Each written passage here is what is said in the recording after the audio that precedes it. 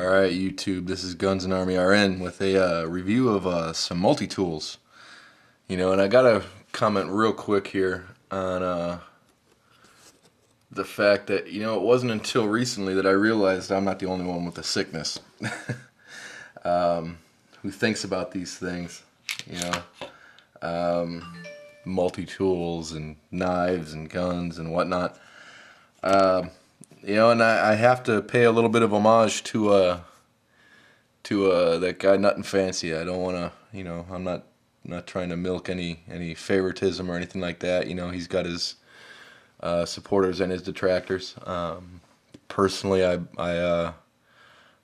believe a lot of what the man has to say. Pretty much most of what the man has to say. There's not much I don't relate and or agree with him. Somewhat similar backgrounds, military and civilian life. But anyways, this is about multi-tools.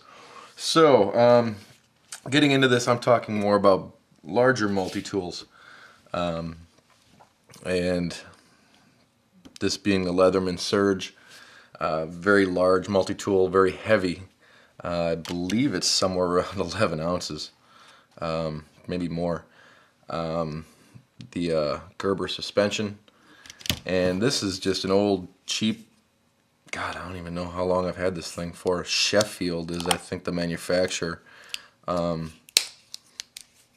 I've had for literally years. This thing was a duty use version that I used forever until I decided a couple years ago to get myself the Surge.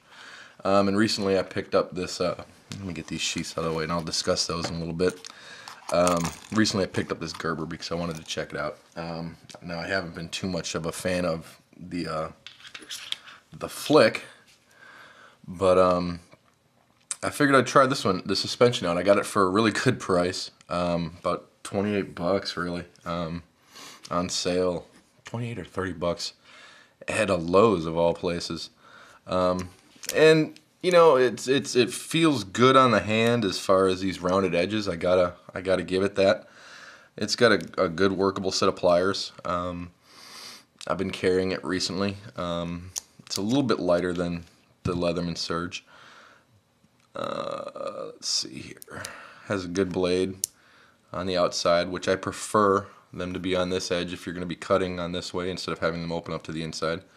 Good locking feature. With these right here, these pull down.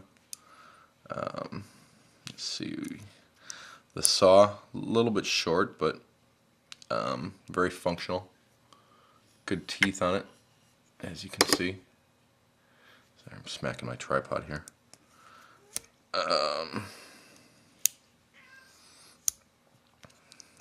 Opener, flat tip screwdriver. I'm going to have to use a different background with this. Everything just seems to blend. At least I'll look and see when I annotate things. A really nice Phillips screwdriver, really. Picks up really well. Alright. You are not necessary in this video. Let's see, where else are we getting at here? Excellent serrated knife. More openers, various openers.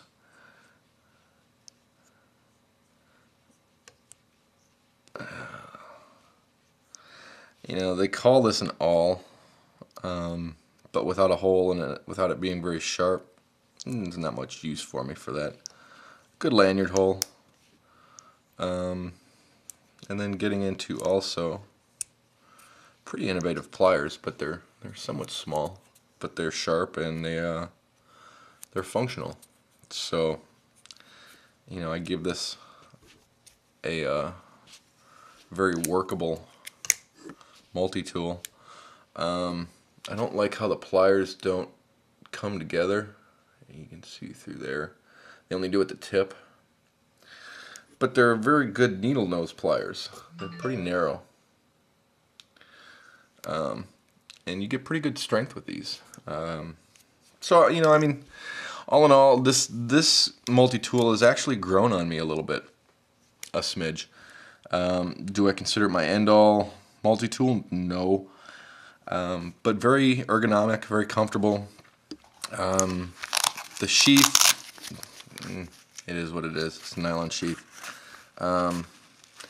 It's a little too narrow in here for me for some of my larger duty belts, but it's workable. It fits down in here fairly well now that I've had it for a while. When I first got this didn't fit into the sheath very well at all.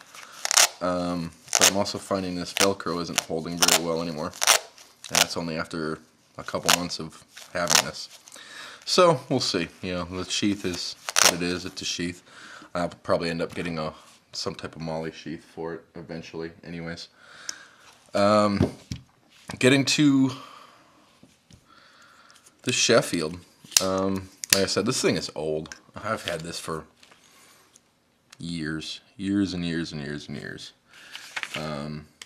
But it's a good multi-tool. It's gotten a lot of use. It's taken a lot of abuse. Now, this isn't one of what I consider a good multi-tool from the standpoint of, I've talked about this in the past. Here's a blade, but it's opening up to the inside here. That makes it difficult to utilize all the way down to cut something flat, because this is, you know, how do you cut to something flat when you've got this much room in the way? That being said, this knife has been used and abused and taken some good beating. I don't like the fact that this thing doesn't have a lock. It is accessible with Torx or hex screws to take everything down. I'll show you the rest of the features on this thing. Can opener, you know, yeehaw. P38 for that. Small screwdriver, flathead. Larger flathead. And I can speak to the effect of this saw, because I have utilized this saw a lot in the past. It works well. It was a good saw, and still really sharp. So I mean, you know, right on Sheffield. That was definitely a hit. Or yeah, that was a good deal. Serrated blade. Not real sharp. Good Phillips head screwdriver though.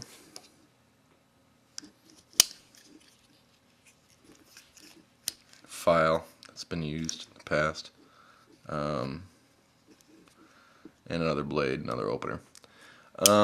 This multi-tool typically sits in my car now, just for the fact that I've got something in there always, you know. So it's one of those that it's heavier than the Gerber, it's heavier than the Surge even, believe it or not. And I like the features on it less. It's an old multi-tool, so it's been relegated to dash duty, you know. So I've always got something in my dash. So that's where it sits. You know, it's not one that I carry.